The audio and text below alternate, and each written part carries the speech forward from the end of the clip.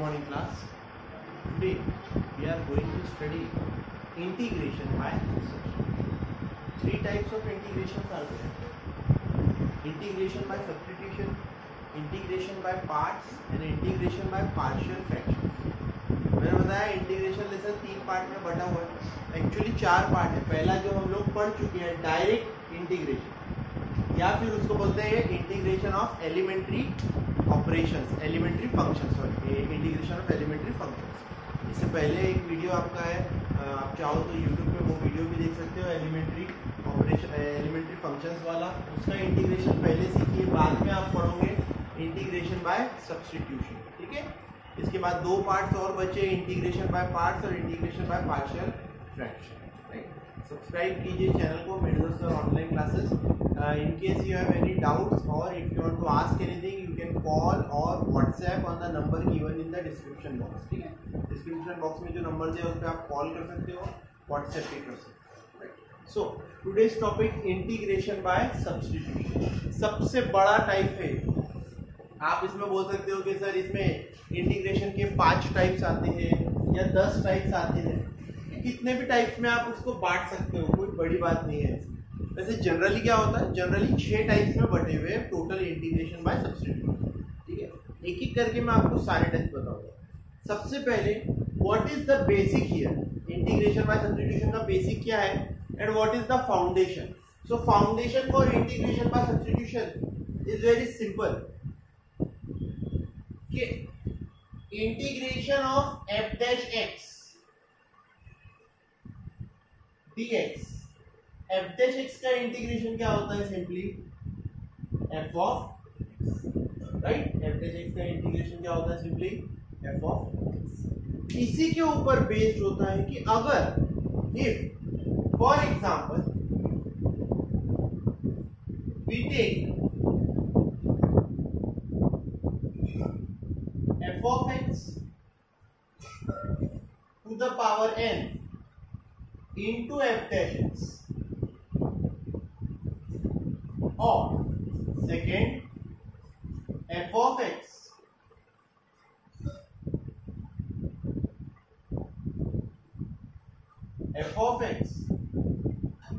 into f dash x dx। ये दोनों तो एक ही में गिना जाना चाहिए, कोई अलग अलग नहीं है खास। सो दिस सेकंड वाले को हटा ही देता हूँ थोड़ी देर, ये not so important. Third is f dash x upon root f of x। ये भी पावर से ही बन जाता है, लेकिन फिर भी मैंने इसे रखा है और सेकंड वाले को हटा दिया। Third f dash x upon f of x dx, इसका इंटीग्रल।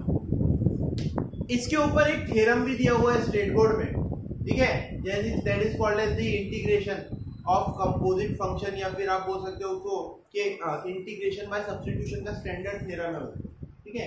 थ्योरम अभी मैं ये वाले लेक्चर में नहीं ले रहा हूँ, ये वाले लेक्चर में सिर्फ एग्जांपल्स ले रहा हूँ। थ्योरम का वीडियो हम लोग बाद में डालेंगे, जब हम लोग बोर्ड्स के करीब रहेंगे, रिवाइज करेंगे, तो डेरिवेटिव लेसन के भी थ्योरम डालेंगे और इंटीग्रेशन लेसन के भी थ्योरम डालेंगे, ठीक है। सो अभी के लिए ये 1 2 3 रिजल्ट, और इनका आंसर आप लोग याद रखिए। इसका आंसर होता है it is equal to f of x to the power n plus 1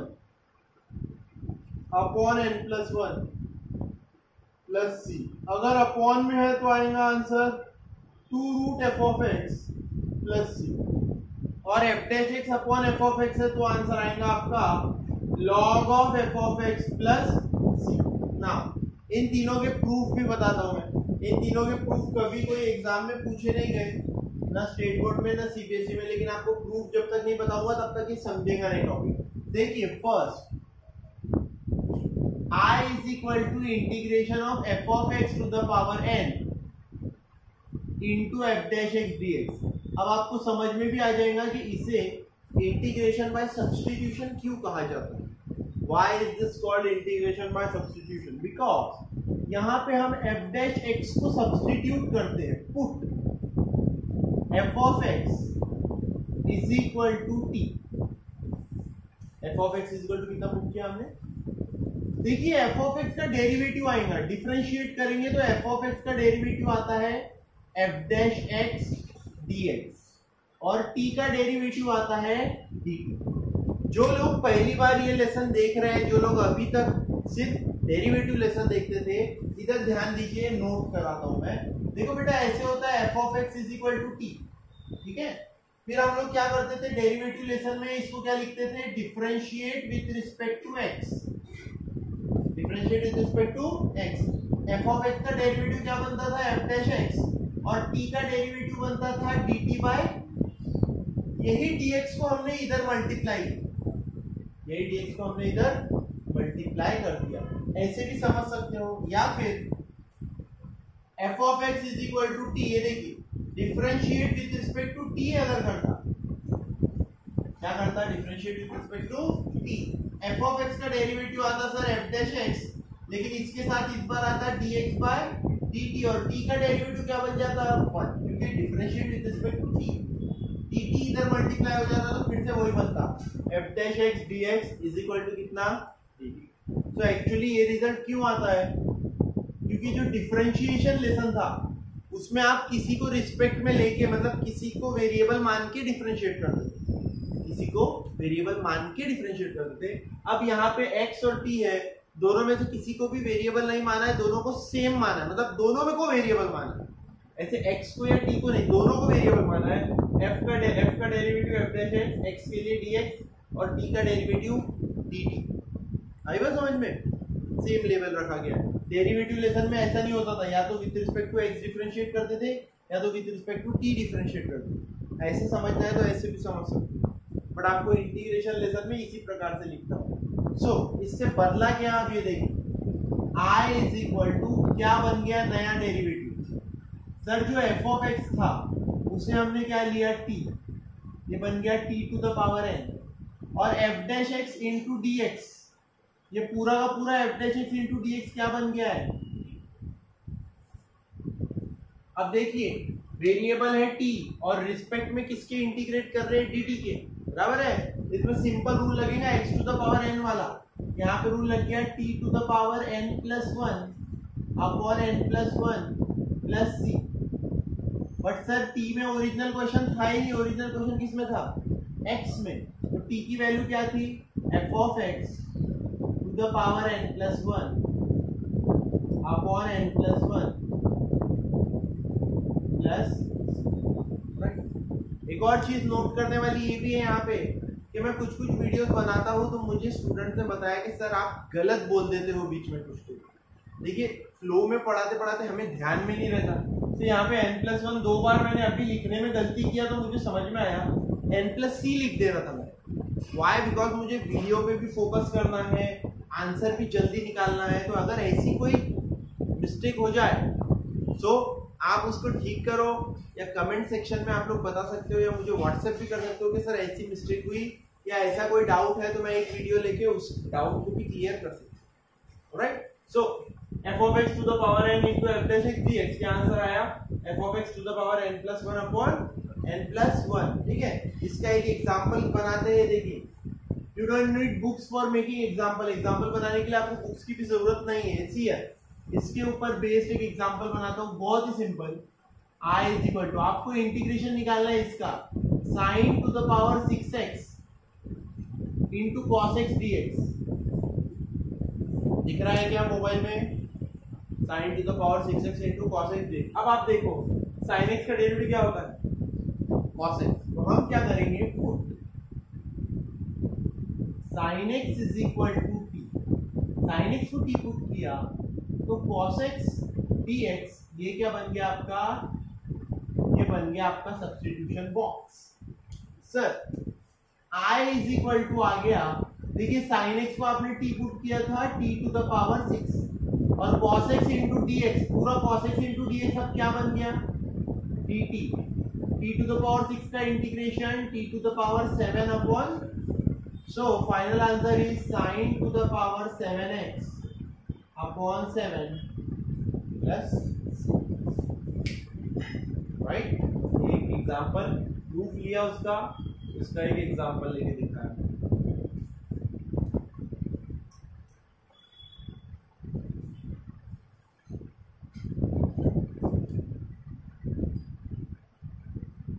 Done?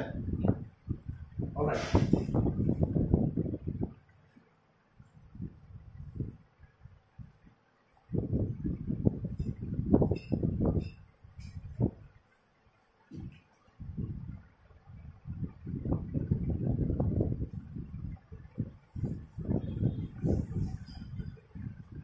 Second का प्रूफ देखेंगे अब। देखिए सेकेंड वाला, सेकेंड का क्या है, integration of f dash x upon root F of x.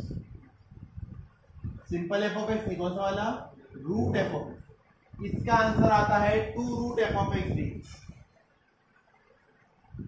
क्या आंसर आता है इसका, 2 root F of x d का। वेरी इंपॉर्टेंट, सेकेंड चल रहा है मेरा। सेकेंड और थर्ड तो एकदम ही ज्यादा इंपॉर्टेंट। फर्स्ट से ज्यादा सेकंड इंपॉर्टेंट है और सेकंड से बहुत ज्यादा थर्ड इंपॉर्टेंट रहेगा। सर इसे कैसे सॉल्व करना है, सी हियर। आपको पूरे लेसन में सभी जगह पे इंटीग्रेशन बाय सब्स्टिट्यूशन को कोई भी क्वेश्चन रहा, आपका एम होना चाहिए कि आपको फंक्शन ढूंढना है और फंक्शन का क्या ढूंढना है। बस यही चीज आपको डिफिकल्ट होते जाएगी। धीरे धीरे फंक्शन और डेरिवेटिव इतने कॉम्प्लिकेटेड देना चालू करेंगे, इतने कॉम्प्लिकेटेड देना चालू करेंगे कि फंक्शन कौन सा डेरिवेटिव कौन सा ये नहीं पहचान सकोगे। सो इसकी बेस्ट अगर प्रैक्टिस करना है आपको इंटीग्रेशन में और मैक्सिमम मार्क्स स्कोर करना है, ज्यादा से ज्यादा क्वेश्चंस को रीड करो और ज्यादा से ज्यादा क्वेश्चंस के आंसर लिख के प्रैक्टिस करो। उसी से आपका स्कोर बढ़ेगा। आपको क्या आइडेंटिफाई करना है हर बार, कौन सा फंक्शन है और कौन सा उसका।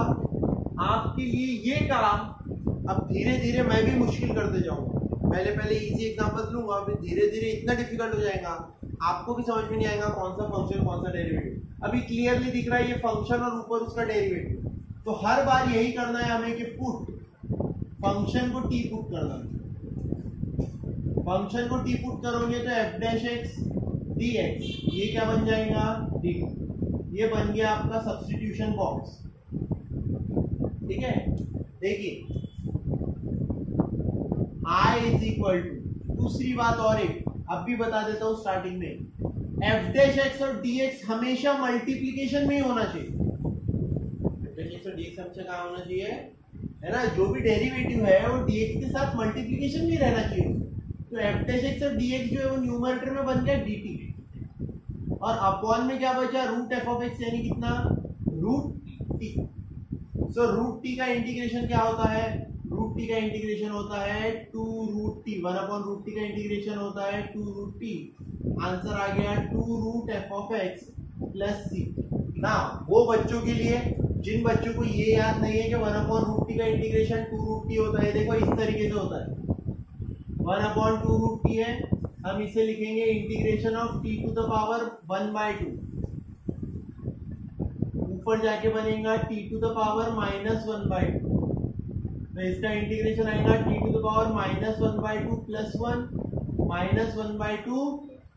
तो ये बन गया t to the power 1/2 upon 1/2। 2 ऊपर चले जाएगा तो कितना बचेगा वो, 2 रूट टी। फिर तो देखिए रूट टी ऊपर जाके बनेगा t to the power -1/2। T to the power -1/2 का integration -1/2 plus 1 -1/2 plus 1। T to the power 1/2 यानी रूट टी 1/2 ऊपर जाके बनेगा 2 रूट। ध्यान में रखो 1 अपॉन रूट एक्स का इंटीग्रेशन होता है 2 root x. 1 upon root x का इंटीग्रेशन क्या होता है, 100 बार बोलो integration of 1 upon root. Video pause करो और 100 बार बोलो 1 अपॉन रूट एक्स का integration 2 root x. 1 upon root x का इंटीग्रेशन, राइट। इसके ऊपर क्वेश्चन बना के देखना है हमें। देखिए क्वेश्चन आप कभी भी बना सकते हो, simple. Suppose I is equal to integration of, okay, एक फंक्शन और एक फंक्शन का derivative upon under root of 10x। 10x का डेरिवेटिव क्या होता है, ठीक है। सो आपका सब्स्टिट्यूशन क्या बोलता है, आप फंक्शन ढूंढो, फंक्शन और फंक्शन का डेरिवेटिव ढूंढो। तो सर फंक्शन कौन दिख रहा है मुझे, 10x, ठीक है।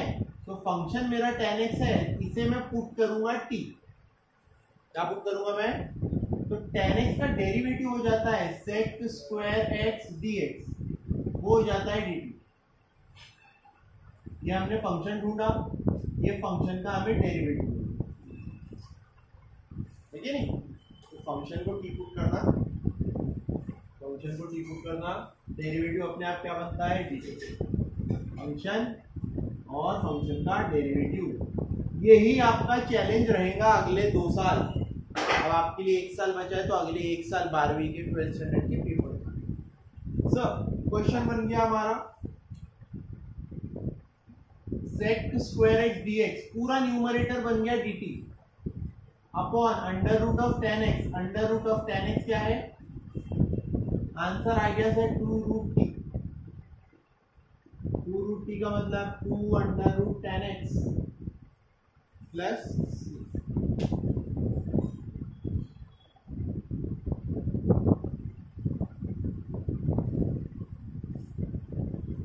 ठीक है, आप में से कोई ये भी बोल सकता है क्या सर हर बार आप ट्रिग्नोमेट्री का ही एग्जांपल ले रहे हैं। ऐसा कुछ भी नहीं है बेटा, ट्रिग्नोमेट्री का ही एग्जांपल ले रहे करके आप कोई और एग्जांपल भी ले सकते हैं। You can take any other example that simply, नहीं आसानी से। See for example I take I is equal to integration of under root X square plus 5 और न्यूमरेटर में क्या लिया 2x।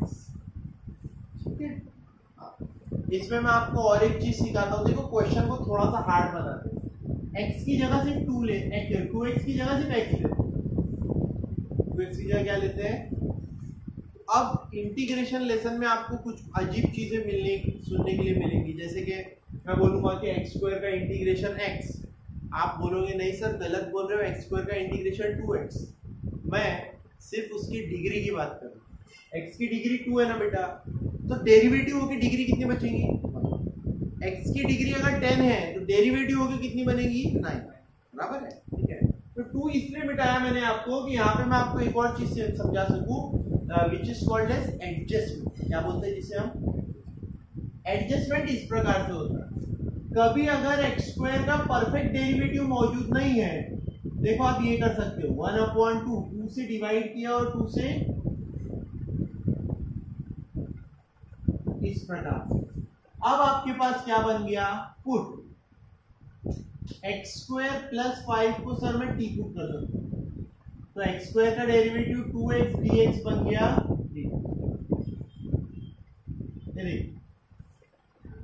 1/2 integration of 2x dx, पूरा न्यूमरेटर बन गया है dt और सर डिनोमिनेटर बन गया under root T. 1/2 into 2 root T plus C, ये 2 और ये 2 कैंसल, आंसर बच गया आपका under root of x square plus 5। Clear है।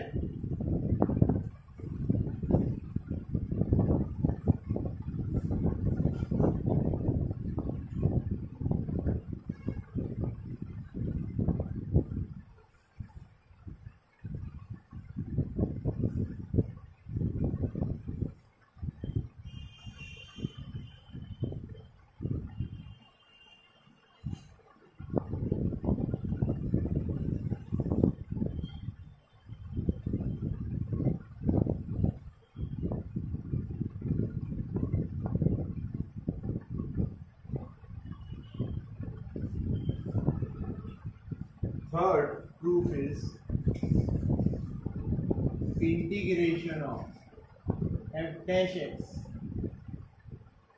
Upon f of x, denominator में फंक्शन, न्यूमरेटर में उसका डेरिवेटिव। सिंपल, फंक्शन डिनोमिनेटर में, न्यूमरेटर में उसका डेरिवेटिव। क्लियरली हमें फंक्शन और डेरिवेटिव दिख रहा है, सो पुट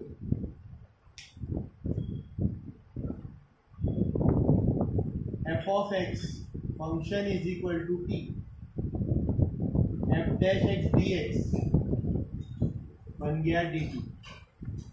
सही है। So our question becomes I is equal to f dash x dx, देखिए न्यूमरेटर dt बन गया और डिनोमिनेटर क्या बन गया। So what is the integration of 1/x dx, 1/x dx का इंटीग्रेशन क्या है log x 1/x का इंटीग्रेशन क्या है, तो 1/t का इंटीग्रेशन क्या हो जाएगा, log of t that is equal to log of ना। यहाँ पे मॉडुलस क्यों आ रहा है, बहुत सारे बच्चे मॉडुलस से डरते हैं। मॉडुलस इसलिए आ रहा है क्योंकि लॉग है और लॉग के सामने कभी निगेटिव चीज नहीं होती। Log for a negative number is not defined, तो लॉग के सामने निगेटिव नंबर से बचना है हमें, इसीलिए हम इसमें क्या लगाते हैं, मॉडुलस। राइट,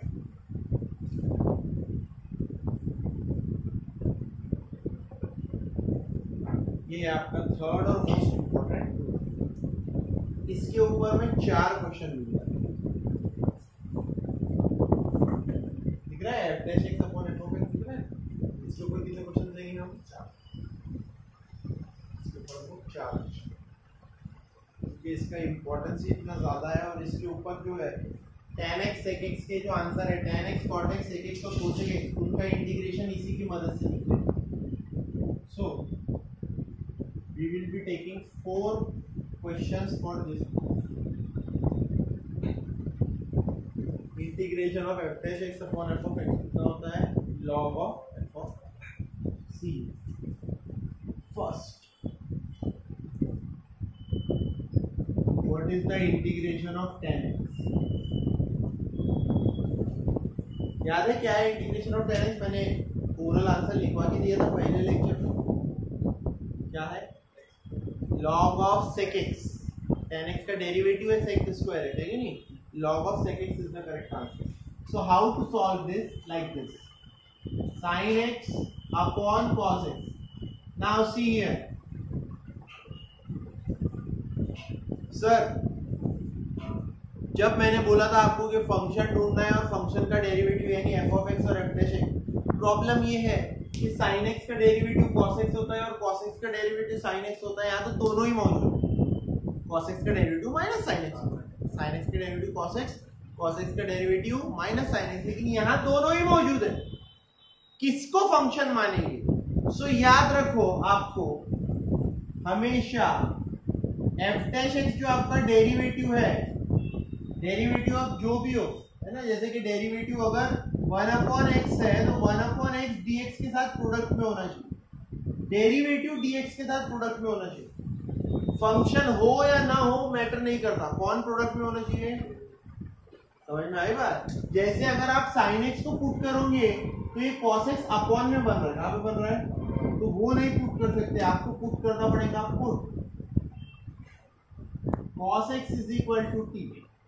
cos x का डेरिवेटिव होता है minus sin x dx is equal to कितना, हमारे पास न्यूमरेटर में है sin x into dx, minus है क्या हमारे पास, नहीं, तो एक ट्रिक बता दो, माइनस नहीं है ना, सब माइनस इधर ट्रांसफर कर देना dt के जरिए, ये बन गया आपका सब्स्टिट्यूशन बॉक्स, dt संभालता रहेगा वो minus sign.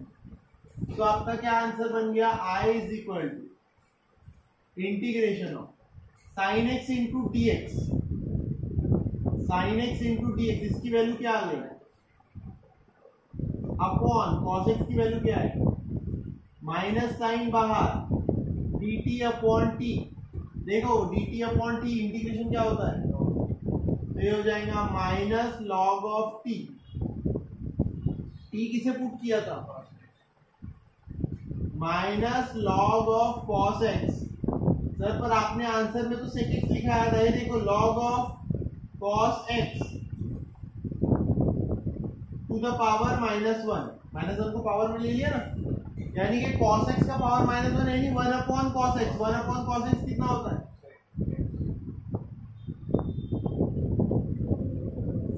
so remember this result, integration of tan x, what is the integration of tan x, log of sec x, तो ओरल याद रखना।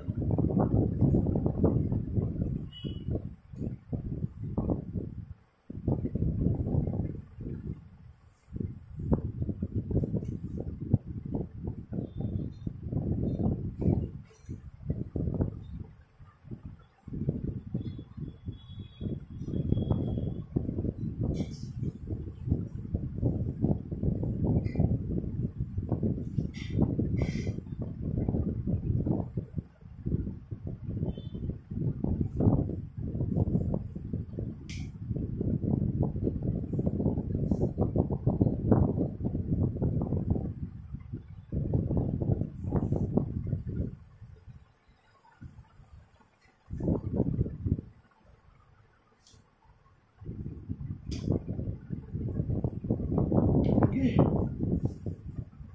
Next up we have the integration of cot x. Second, integration of cot of x dx.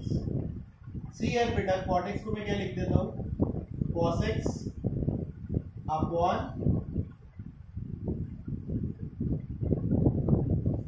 फिर से वही बात, cos x का derivative होता है sin x, sin x का डेरिवेटिव क्या होता है, लेकिन जो डेरिवेटिव होता है वो dx के साथ प्रोडक्ट में होता है, यानी कि cos x डेरिवेटिव बनेगा, cos x क्या बनेगा, डेरिवेटिव, मतलब put sin x is equal to t, cos x into dx is equal to what,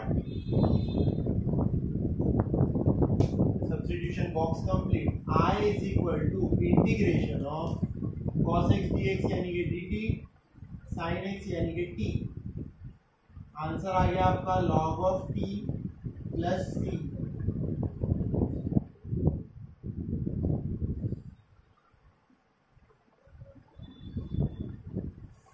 तो इंटीग्रेशन ऑफ cot x कितना आता है,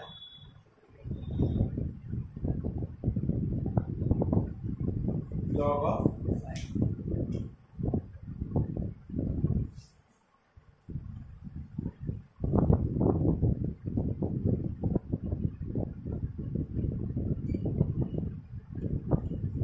tan x cot x के बाद आ गया हमारा integration of, okay, now integration of sec x कैसे solve,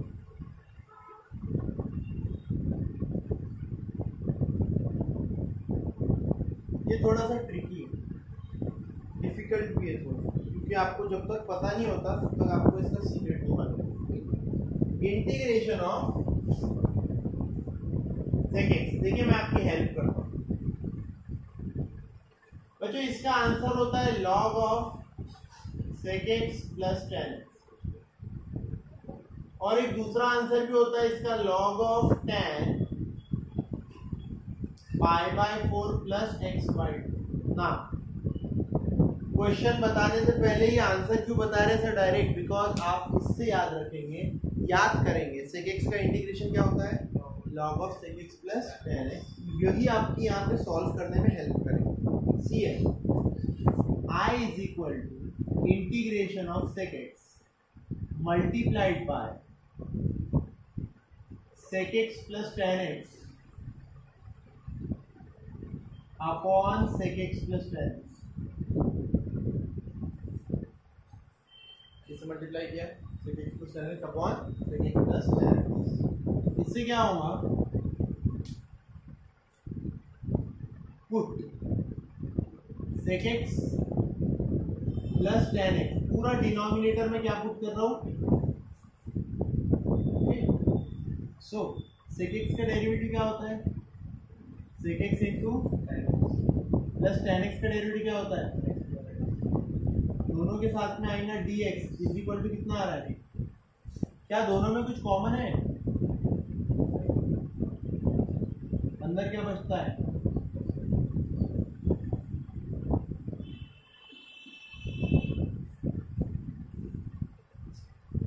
now observe, फिर से एक बार, मल्टीप्लाई एंड डिवाइड किया sec x plus tan x से, क्यों किया, उसका रीजन है क्योंकि हम उसे इंटीग्रेबल फॉर्म में लाना चाहते थे, ऐसे फॉर्मेट में लाना चाहते थे जहां उसका इंटीग्रेशन बने, ओके, ऐसे फॉर्मेट में लाना चाहते थे जहां उसका इंटीग्रेशन बने।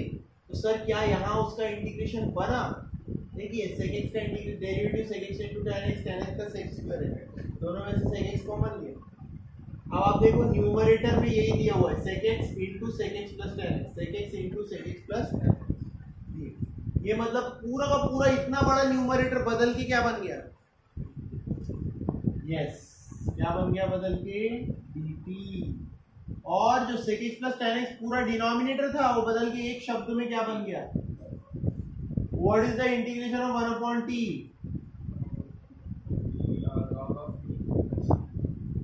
तो आपका आंसर आ गया log of sec x plus, right, now इसी को आप और एक तरीके से लिख सकते हो, log of tan π/4 plus x/2। So यहां पे हमने क्या किया, sec x plus tan x को कितना लिखा, tan π/4 प्लस, इसका एक्सप्लेनेशन साइड में देखिए। 11th स्टैंडर्ड में ये एक्सरसाइज में आपको क्वेश्चन था, बट मैंने पढ़ाया भी आप लोगों को, अपनी अगर कॉपी तो टेक्स्ट बुक याद से ये क्वेश्चन पढ़ाता ही हो, ठीक है। देखिए sec x plus tan x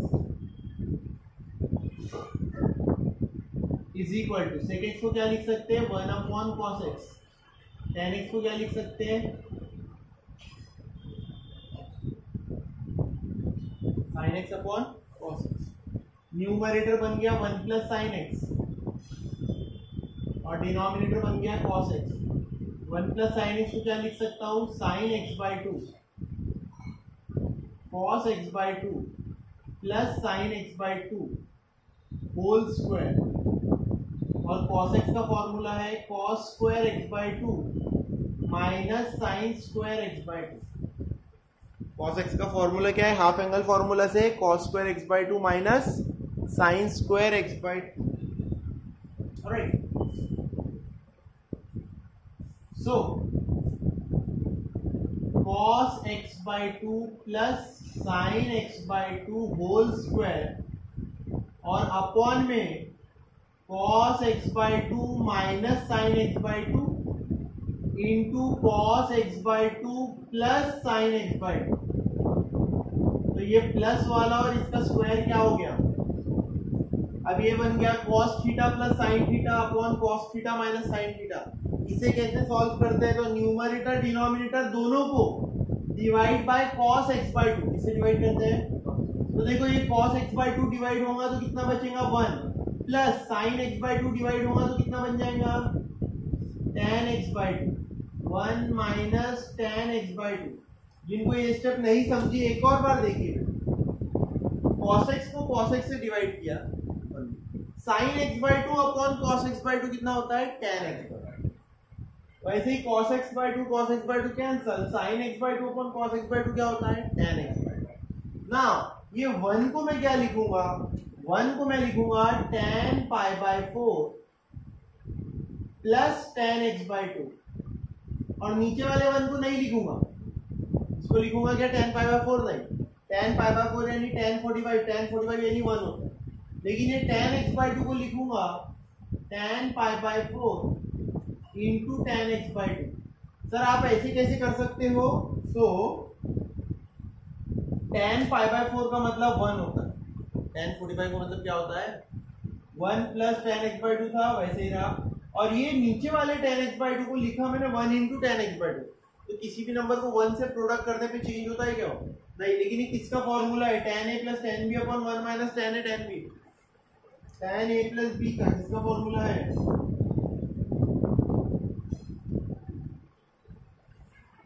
इसीलिए जब आप इंटीग्रेशन और डेरिवेटिव्स पढ़ते हो तो आपको ट्रिग्नोमेट्री बहुत सारा आना चाहिए, और ट्रिग्नोमेट्री के वीडियोस अभी तक हमारे अपलोड होने के, तो जो बच्चों को मैंने पर्सनली पढ़ाया 11th स्टैंडर्ड में वो लोग इसे अच्छे से समझते हैं, और जो लोग ट्रिग्नोमेट्री अब तक नहीं पढ़े उन्हें ट्रिग्नोमेट्री के वीडियोस के लिए थोड़ा वेट करना होगा, और ट्रिग्नोमेट्री के वीडियोस भी बहुत जल्द आ जाएंगे, डोंट वरी, ठीक है। सो ये हमारा आंसर हो गया tan π/4 plus x/2 with explanation, right?